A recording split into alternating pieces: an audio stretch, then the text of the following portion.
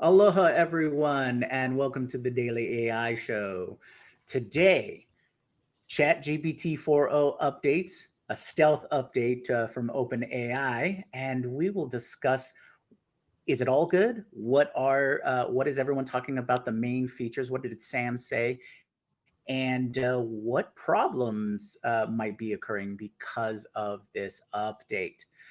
Today, I am joined by Beth, and I'm Jyunmi, and this is going to be a two-person show.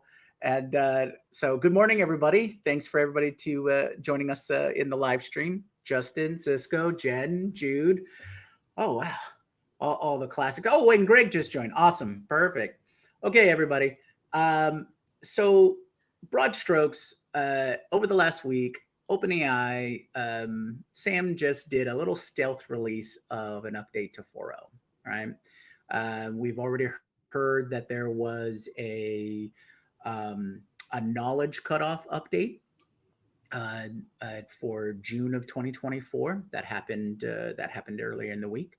We heard that they updated their model spec document, which is some 60-page document that explains how it's supposed to work and gives you some guidance if it runs into problems.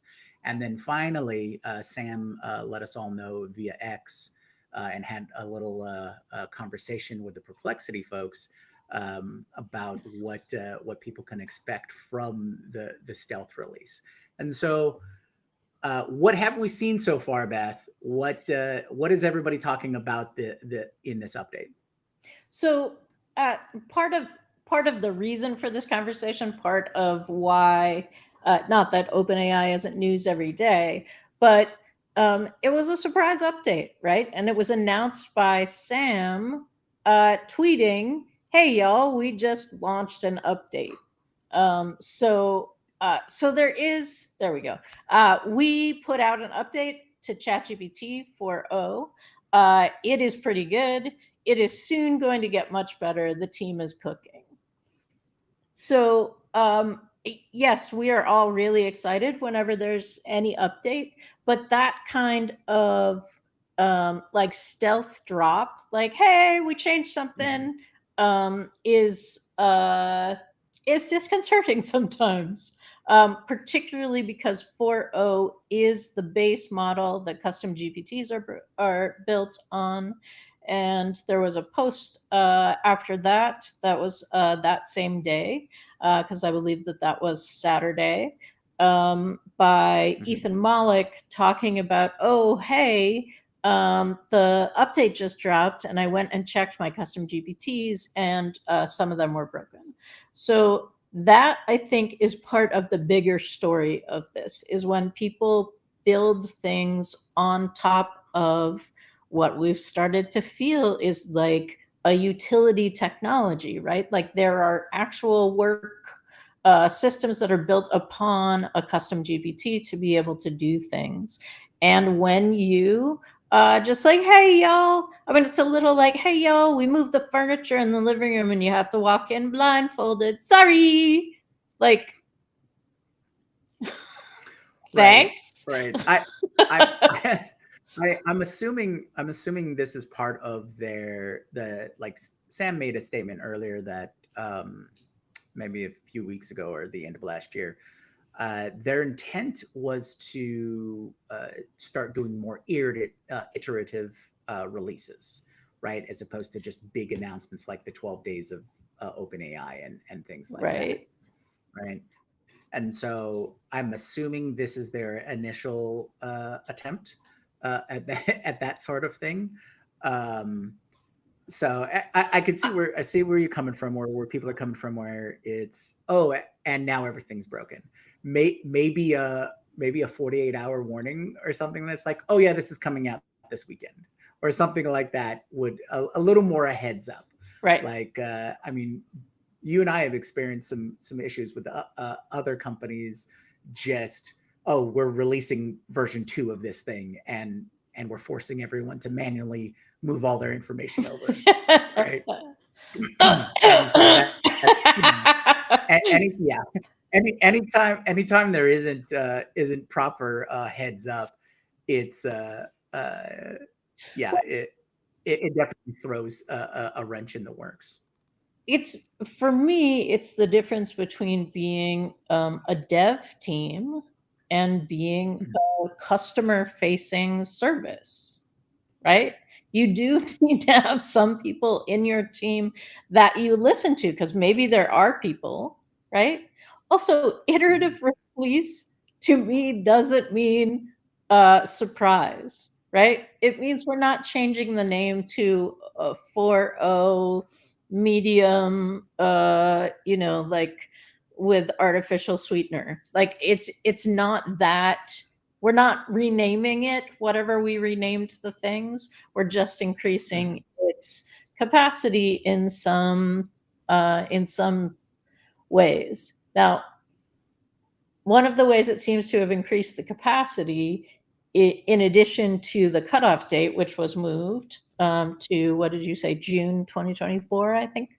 Um, 24, yeah. and isn't it a little wild that we're still June 2024 seems like several years ago at this point in time. So, um, the what I think is interesting is that people are responding to it as though it's a better thought partner because it has more of a personality.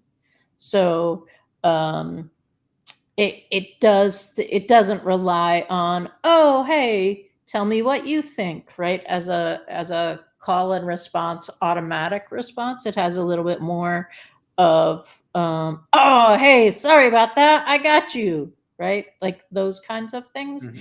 that could be helpful, that could also not be helpful. And if you're really giving something to us that has more personality, it would be helpful to be able to set that personality. Temperature settings, I think, is not the right phrase because temperature. We talk about temperature as more creative, but basically, it's how far you're going away from probability, right? So if the temperature Mhm. is at 0, the most probable word or token is what it's going to go to. If it's set higher than that, it doesn't adhere quite as closely to that probability. What do you think? Right, right, right, and that's a good distinction to make too, because what we're looking from this stealth release, or people's comments on it, is it's in two. I saw it in two major factors, right? Either one, it was, this seems more creative, or this seems more conversational, that kind of thing. And on the other side, it's, it broke all my stuff, right? So so I think there's there's Yes. definitely two. Yeah. Like, There's definitely here we two go. clear camps that most people tend to be in. They seem like they're even, right? On this side, we have slightly more creative personality. On this side, it doesn't work. I don't think those are the same. Like, I think the weighting of those Right. two. Well, and it could just be that kind of setting, right? Whatever they put in, they updated system instructions, or they updated the core That's true. model. That's the, and then I was hoping to glean some more information of this stealth update from the model spec, but it's 60 pages and I haven't gone through it all yet. But it does seem like if you turn the dial towards, yes, I'm more helpful, but not, helpful but without bias, is going to get more of a creative or casual interaction, or more comfortable interaction. That's what I should say. Right. um, Versus it breaks my custom GPTs. Now, I find it interesting about the breaking of the custom GPTs, because what is the framework, language, or triggers that people are using in their custom GPTs that is going to cause this creative update, uh, lack of a better term, to break those kinds of things, right? Because custom GPTs is, most of the ones that either I have built or I've seen built out. It's very clear on the whole trigger response framework, right? You got your, you use your you're explaining the context, who the GPT is, how it's supposed to act, and then give it set of instructions. What do you think is that creative update that could cause that to break down more, or is it or is it a certain methodology that some people are applying to their custom GPTs that's breaking that down? That's something I'd like to investigate a little bit, because if there's a certain method or process that is greatly affected by that interaction update or that creative update that's going to break the custom GPTs, I want to identify it and remove it. So these are the kind of details that I would like to see with any release or update. I understand that they're not going to give the secret sauce recipe for sure, but they should be able to tell us, oh, because we made X changes, you're going to see different behavior that based on relying on X, Y, or Z, right? If you're saying, give me X in a certain way, and that update is going to change how that interacts, that is something I'd like to know about. So the first person I saw mention this was Ethan Mollick, and um, he said 4.0 is now definitely different. Beyond that, it's hard to say. It seems smarter and is much more personable. But my innovation GPT, which is one of the public GPTs from him, so you can go try it, now no longer works with GPT 4.0. And he offered some screenshots, and it seems like this the breakage happened when you're asking the custom GPT to follow a multi-step process. So the screenshot he posted said, great, ChatGPT, great. We'll focus on how might we make AI deployment more effective and impactful within our organization, because Ethan Mollick likes his meta searches, and not meta because that name now means something else, but yeah, so the custom GPT 4.0 says now I'll generate 10 different ideas to address this, right? Followed by 10 based on web searches.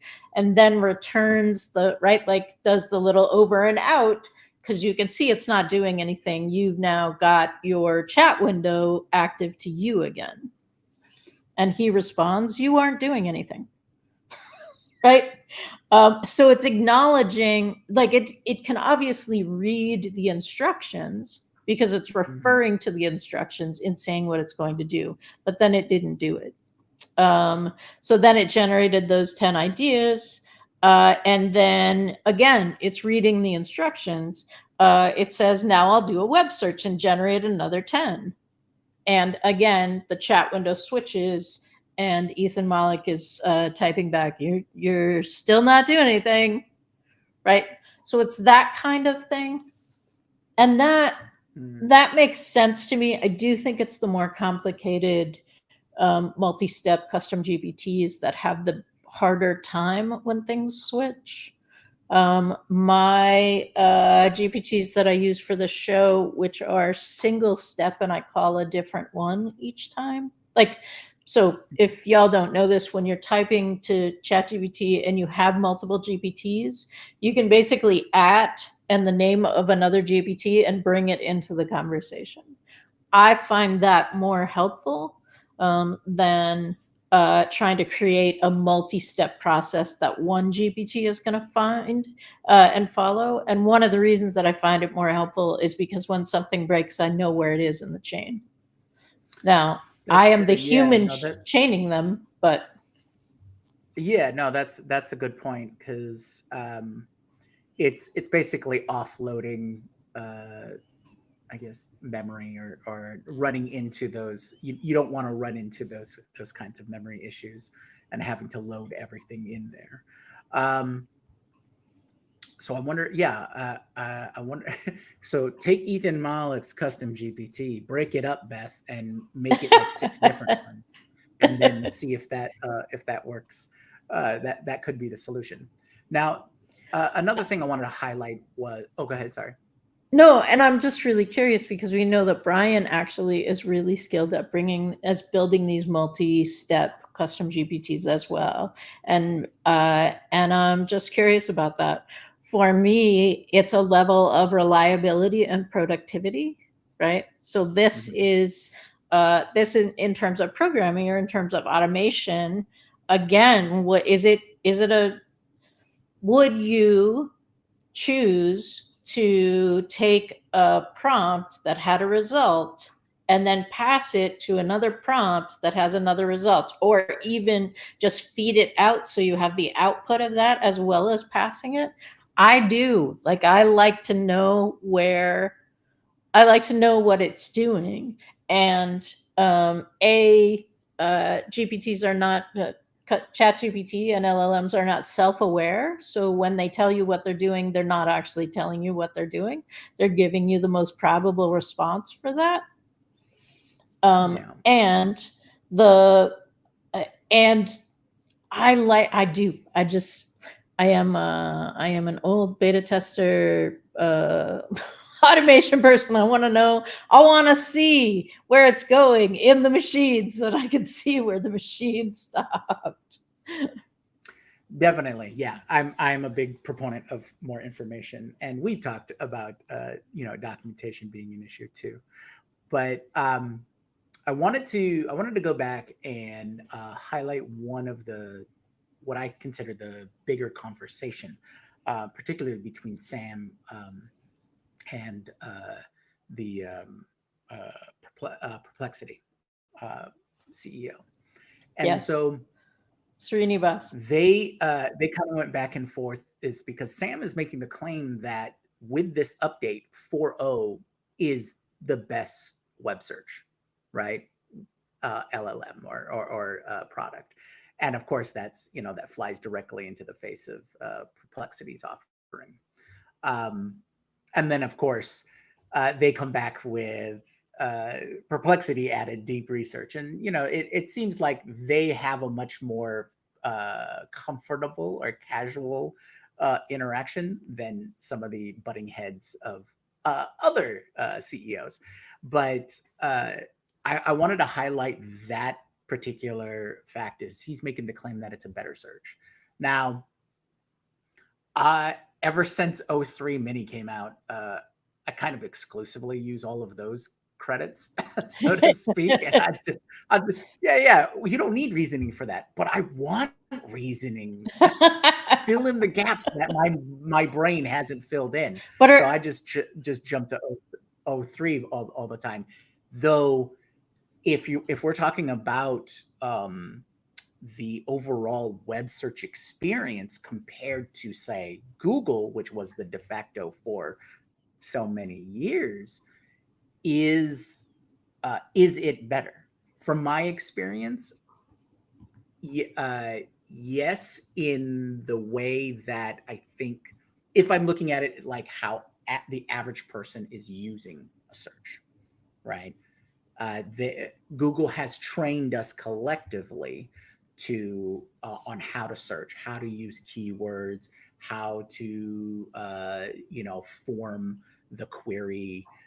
What are we kind of looking for? Isn't necessarily always complete sentences. Sometimes we're looking for bits and pieces to put together to give us the best kind of query and things like that. So I think for the average person's average web search, it's a pretty good experience. It's giving you the top, 3 to 5 entries that it can pull in. It's providing a little bit of context analysis in how the way it, presents information and lists all the sources for you. Mhm. So, like I was looking, I did a simple product search and it even gave me a YouTube video. Now, how much is this different than their initial search GPT offerings? To me, it wasn't that different. So I don't know what the metric is of the better search. What makes it better? Have you seen? Is there something in your average searches that just stands out for you? Well, so last night I was doing some research And I started with Perplexity because that's where I start. And Perplexity was giving me, I was doing some government research. So I wanted to find the original act. I wanted to find the original language and information about government grants and that kind of stuff. I was doing it for Canada. So if you're in the US, no, I don't think that research is going to be accurate right now. Not because the search is wrong, but because government is changing how that stuff works for us as we speak. But Perplexity was giving me sources that that weren't the original sources. So Perplexity was giving me articles about something, and then it had the link to something, but based on the date of the article, that link might be for last year and not this year. ChatGPT new search, not only gave me the actual information and current information for the actual, right, like I need the links for these programs. I gave the same requirement to both, but it gave it to me in the chat as opposed to the little citation thing, and then I needed to go and copy that. Like it literally gave me a URL, which I very much appreciated for that. I don't know if that's true for all of the things now, because those little citation, the previous little citation markers or buttons or capsules, that the information in was another step you had to go in order to get it. So now it kind of feels like ChatGPT is functioning like AI Google more than Perplexity or AI Google. Gotcha. Yeah, I think that I think I can align with that, because I think for most of my searches, it's research searches. Right. So I'm trying to look for more in-depth information, have it, arranged in the method that I like, or collated or whatnot. But so that's why Perplexity's always been a great research tool, because I'm not usually searching for, oh, what's the best Ethernet cable that's out there now or whatever. That's a product search, that's an item search or something like that. That I'll either I'll do a regular search, a Google search, Amazon, if I'm planning to buy it like right now or whatnot. But Perplexity is the go-to for research because we use it, every day for the show. Now, comparing the two, I'm still lean towards the Perplexity side. So I think this update might be a good getting closer, and maybe will exceed that, exceed my Perplexity use. But with Perplexity adding deep research as an option, now that's going to throw another wrench in it, and it's between these two products. Really, I'm not going to Google AI for searches. I rarely now go to Google at all for searching for things or researching things, because the Perplexity and ChatGPT are way better for that, especially if I want to take it to the next step where it becomes more development, right? Where I want to develop the idea or the concept or dig deeper. Now, it would be nice if Chat would then respond to Perplexity's adding deep research by giving the plus and free users a few deep researches a day. That would be nice. Drive all down the cost to zero and make it available for everybody, guys. That's what we want to see.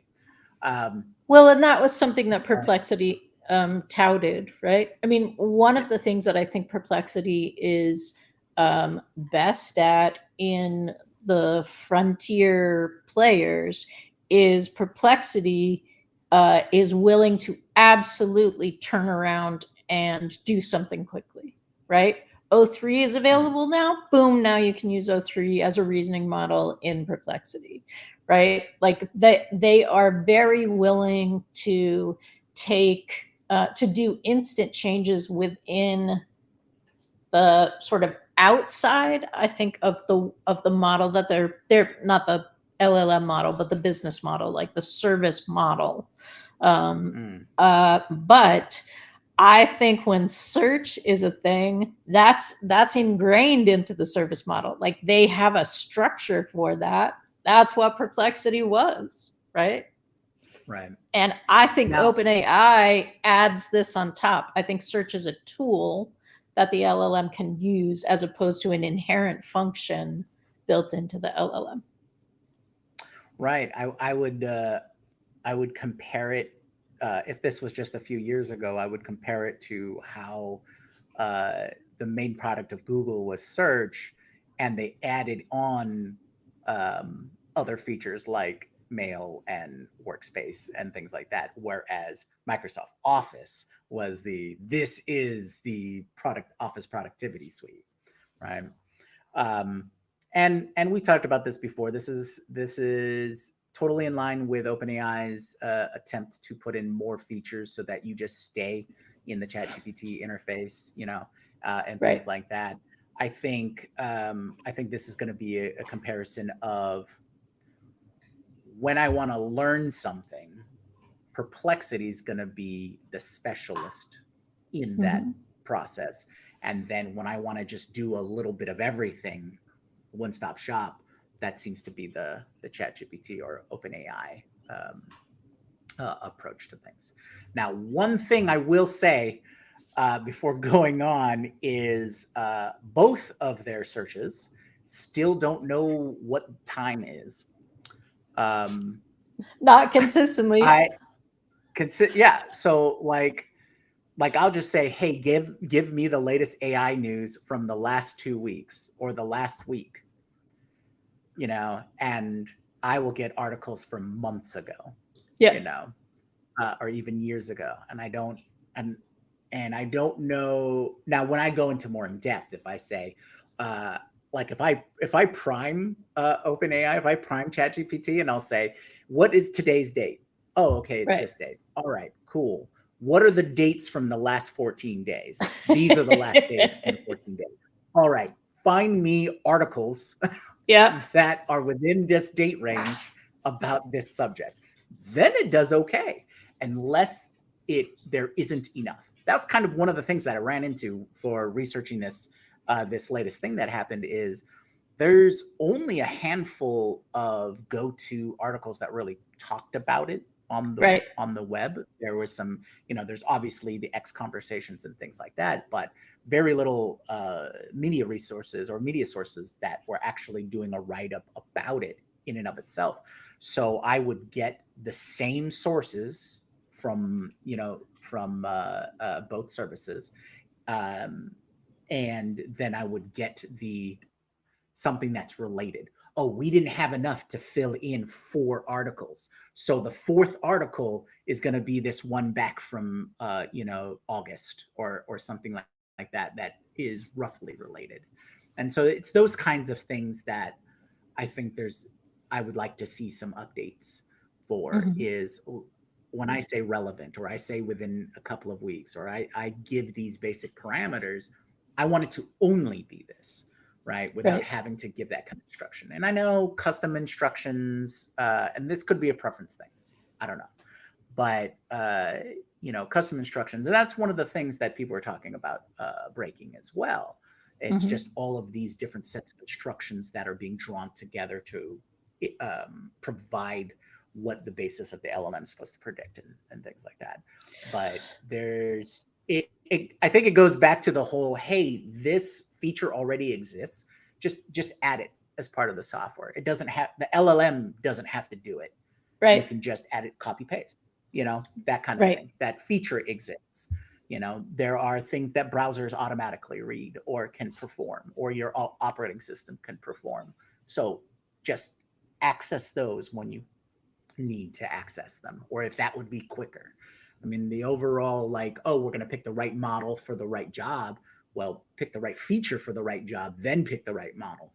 But I don't want to go too much on a tirade on that. Yeah. So I think go ahead. I think one of the things that that we keep brushing up against in the different ways that we approach this comes back to that idea that that the model itself talks to you as though it's self-aware, but it isn't, right? And so we talk about that in terms of probability, but it also isn't self-aware in, would it be better for me to access the search and replace function that should be in Canvas? I don't believe it is in Canvas, but that's fine. Would it be better to access the search and replace function? Would it be better to suggest, I could do this, but just heads up, that's gonna it's gonna take me 8 windows because I have an output token limit of 8,000. So even though I can access the whole thing, we're going to have multiple iterations of my responding because I can't get the whole transcript out in one response. Or can, hey, I could do this, but let me suggest a couple ways that let me suggest the description of what's going to happen if I do it. And let me suggest that if you possess Notepad or any of the Notepad flavors, you could do the search and replace there, right? Like now you're starting to really understand me or human as like a partner, as which and it's been talking as if it understands that for the whole time. So the more capability it gets, the more I feel like people need to come back to, oh, okay, right? Because one of the things that was talked about this is that now it's remembering, it can remember previous conversations if you ask it to. Right. They did memory updates. Yeah. So, right, like if you're going to say, and how is your brother's, I don't know, hernia, right? Like, hey, I know we looked up that stuff last week. Did your brother go to the hospital? Or like whatever those things are, that's just going to make us forget even further. And it's definitely going to make the people who are just getting into this have a really steep learning curve, not in terms of how to use it, but in grokking what it is that you are using. Right. I mean, it seems to me there's the clear build path is the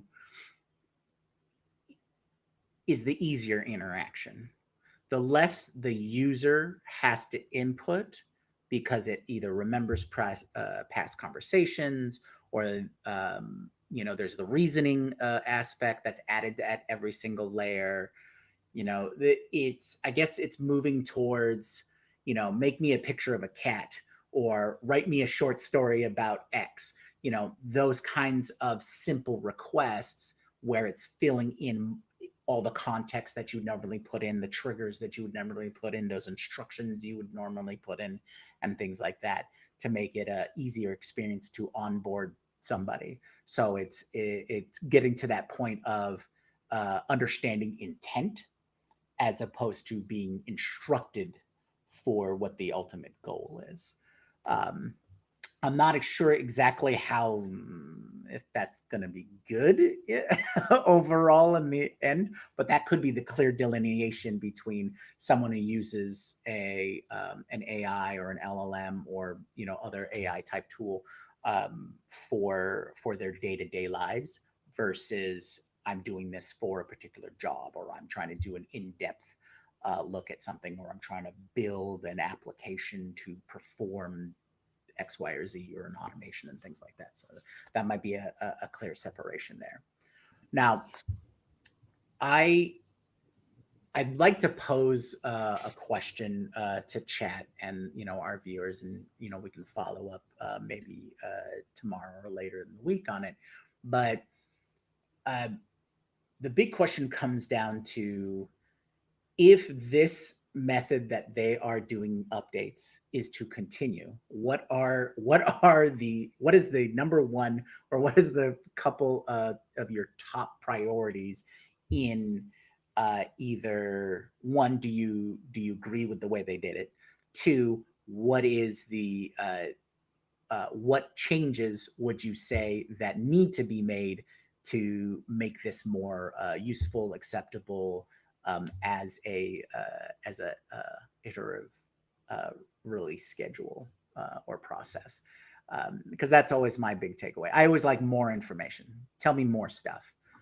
Let me know in advance. Not hype, actual information and instruction. So yeah, those are my questions for everybody out there. Because for me, the stealth release, that sounds like a gimmick to me.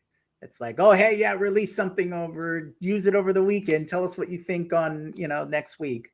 It's like, all right, guys, give me a little more than that, just in case if I am running a bunch of custom GPTs, things that I'm relying on. So that's my question to everybody. So it's interesting because when this sort of thing happens and a bunch of things break, and Brian has joined the chat and let us know that his custom GPTs are now out of their minds, which so sorry. And I do wonder if that's like the more complicated structure multi-step you get, because Brian is amazing at that.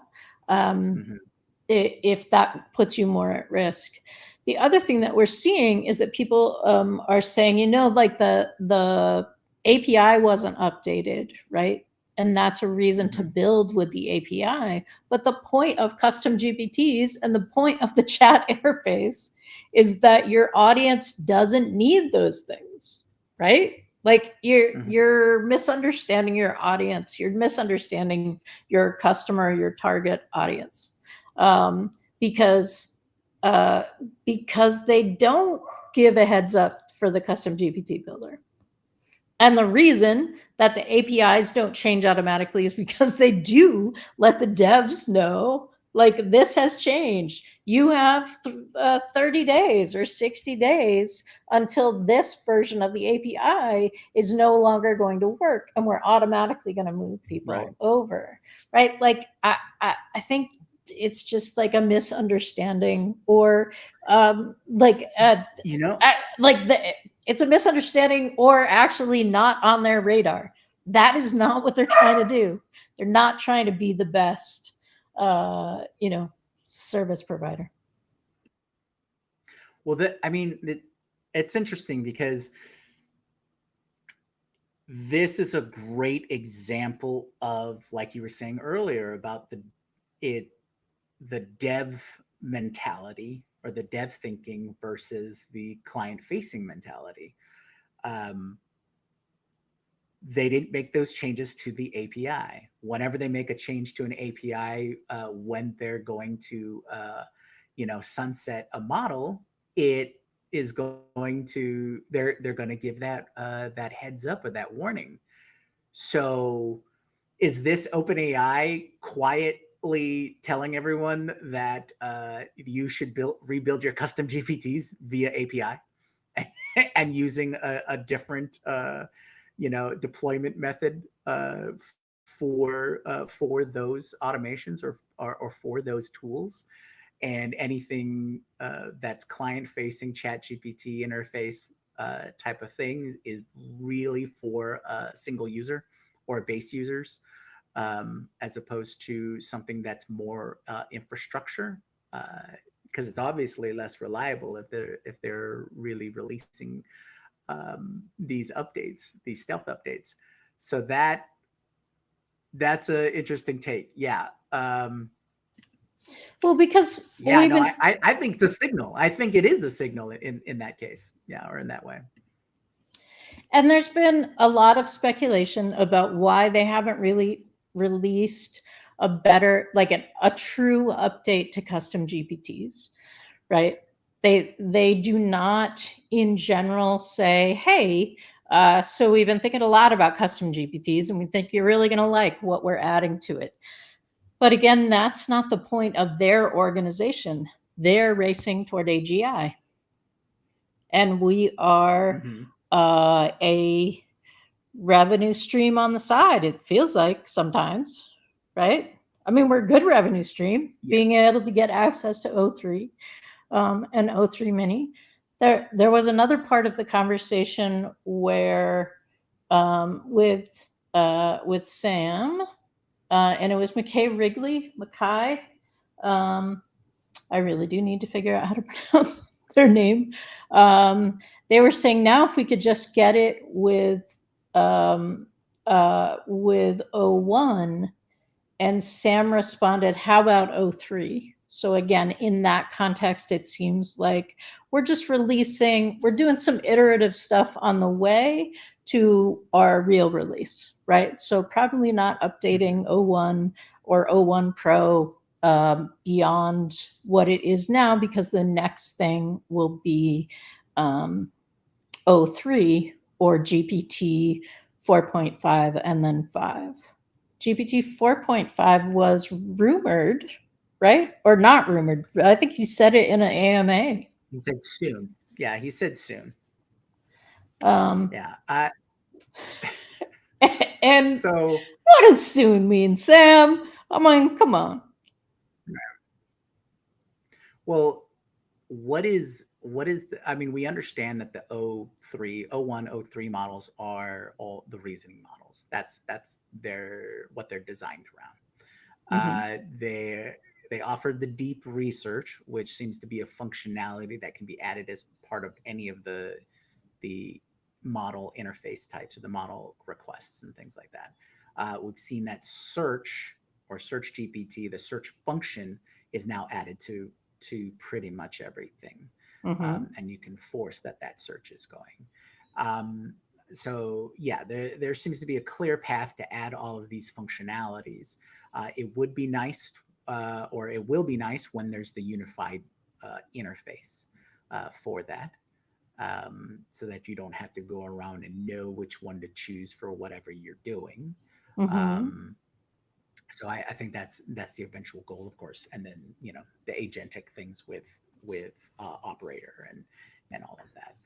Right. So like Greg was saying earlier on in chat about you know everything being or you don't need any apps anymore. Everything's AI based. Yeah. It will build and use and access whatever services/features are needed at the time. And they're going to So go by they're going by the wayside. And sorry, I'm laughing, Greg, to make his point. Just like WordStar, Lotus, and VisiCalc. So, oh, hey to nice. everybody who knows those names.